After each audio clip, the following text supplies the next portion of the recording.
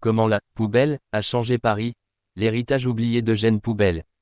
Parmi les mots les plus banals de notre quotidien, poubelle cache une histoire étonnante et un héritage méconnu, celui d'un homme, Eugène Poubelle, qui a contribué à assainir Paris. À Paris, au milieu du XIXe siècle, les rues étaient loin d'avoir l'allure élégante que nous leur connaissons aujourd'hui. Déchets alimentaires, cendres, papier gras, épluchures, tout se déversait directement sur la voie publique, souvent par les fenêtres. Les conséquences sanitaires étaient dramatiques, maladies infectieuses, rats, puanteurs persistantes.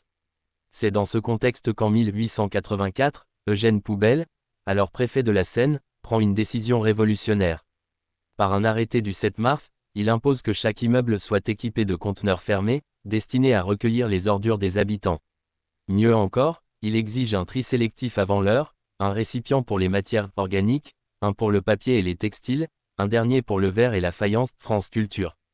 Il faut rendre les rues plus propres, pour rendre la vie plus saine, affirmait-il, à une époque où la compréhension des maladies infectieuses progressait rapidement grâce aux travaux de Pasteur, Encyclopædia Universalis. Pourtant, loin d'être saluée, la mesure rencontre d'abord une vive opposition. Les propriétaires d'immeubles, responsables de fournir ces contenants, rechignent à engager de nouvelles dépenses. Certains journaux tournent même Poubelle en ridicule, caricaturant ces boîtes à ordures. Ironie du sort, ce surnom moqueur est resté. Le nom de Poubelle est entré dans le langage courant, immortalisant l'homme à travers l'objet destiné à faire disparaître ce que la société rejette. Ce combat pour la propreté urbaine a laissé un impact durable. Au fil des décennies, la poubelle est devenue un élément fondamental de la gestion moderne des déchets, bien au-delà des frontières françaises.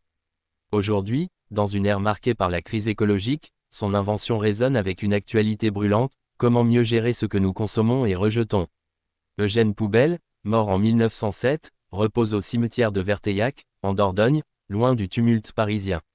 Si son nom est aujourd'hui omniprésent sur les trottoirs du monde entier, peu se souviennent que derrière cet objet si banal se cache un pionnier visionnaire de la santé publique.